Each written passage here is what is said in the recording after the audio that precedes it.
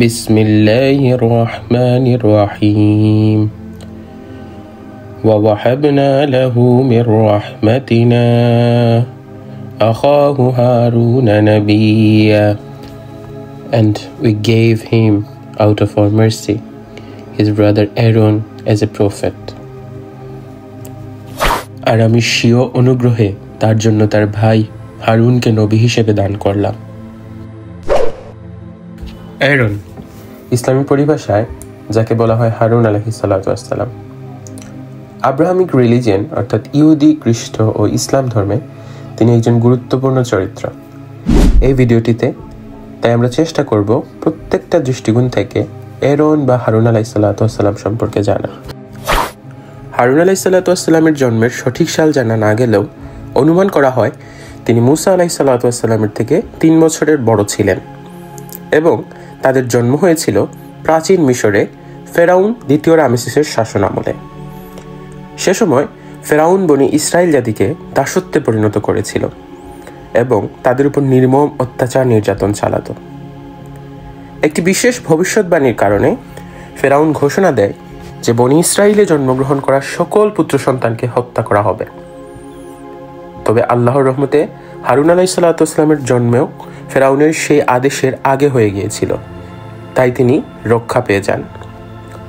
হারুন আলাইহিস সালাতু ওয়াস সালামের পিতার নাম ছিল ইমরান, যিনি ছিলেন বনি ইসরায়েলের একজন ধার্মিক ও সৎ ব্যক্তি।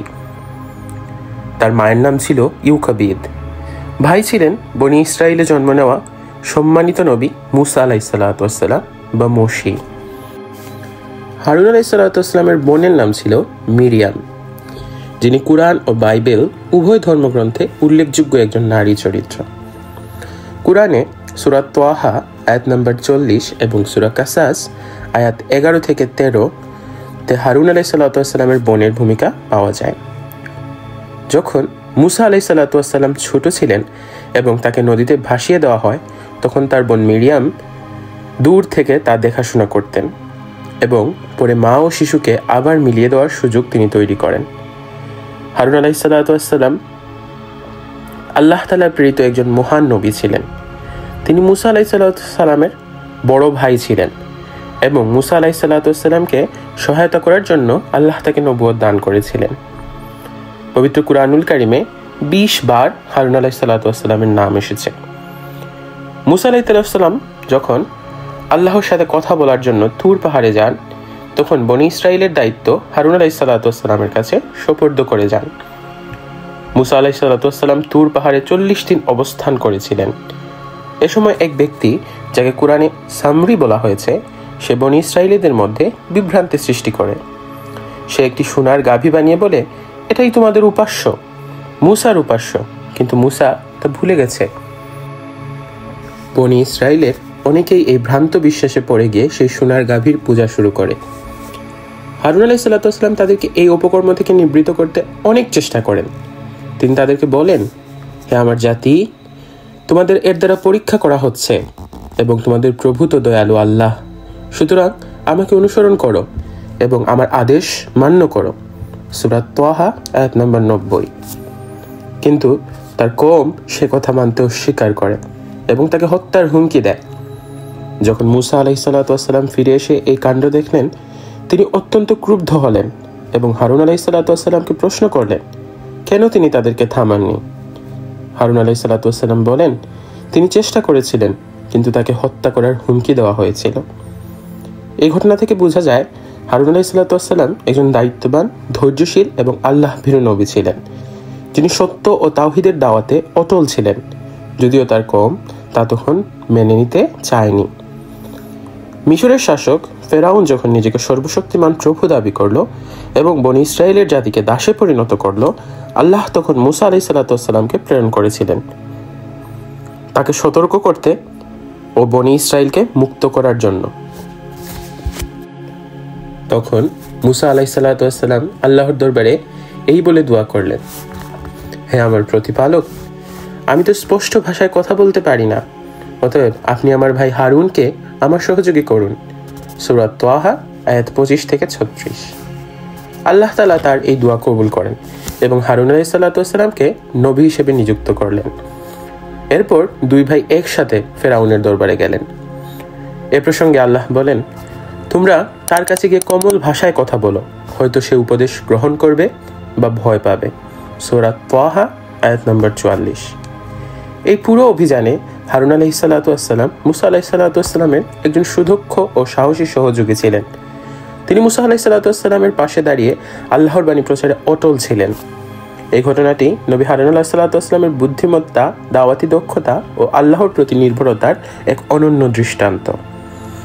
হারুন আলাইহিসসালামের বিবাহ ও স্ত্রী সম্পর্কিত তথ্য কুরআন ও হাদিসে স্পষ্টভাবে উল্লেখ নেই, তবে ইসরায়েলি বর্ণনা ও ইহুদি খ্রিস্টান সূত্রে কিছু তথ্য পাওয়া যায়। ইহুদি গ্রন্থ তাওরাত অনুসারে হারুন আলাইহিসসালাম এলিশাবা নামক একজন নারীকে বিয়ে করেছিলেন। তিনি ইহুদা গোত্রের অন্তর্ভুক্ত ছিলেন।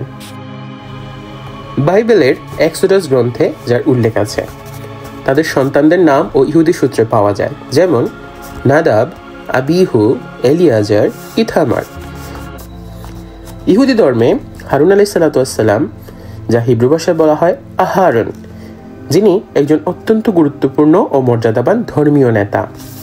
তিনি শুধু মুসা আলাইহিসসালামের ভাই নন, বরং প্রথম মহাযাজক, অর্থাৎ হাই প্রাইস্ট, যার মাধ্যমে ইহুদি পুরোহিত প্রথার সূচনা হয়।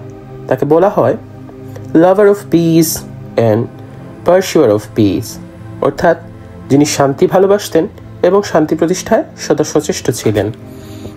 বাইবেল ওল্ড টেস্টামেন্ট এক্সোডাস অনুসারে এরন বা হারুন আলাইহিসসালামকে একজন সম্মানিত ধর্মীয় নেতা হিসেবে দেখা হয়, কিন্তু খ্রিস্টান ধর্মমতে তাকে চূড়ান্ত মুক্তিদাতা হিসেবে নয়, বরং যিশুর পূর্বসূরি ধর্মীয় ব্যক্তি হিসেবে গণ্য করা হয়।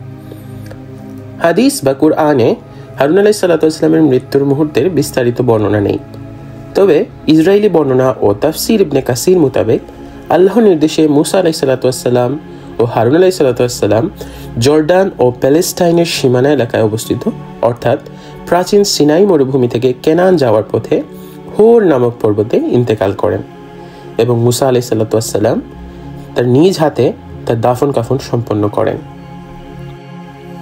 এবং এরই মাধ্যমে সমাপ্ত হয় ইহুদি, খ্রিস্ট ও ইসলাম ধর্মে একজন উল্লেখযোগ্য এবং মহিমান্বিত পুরুষ হযরত হারুন আলাইহিসসালামের জীবনে।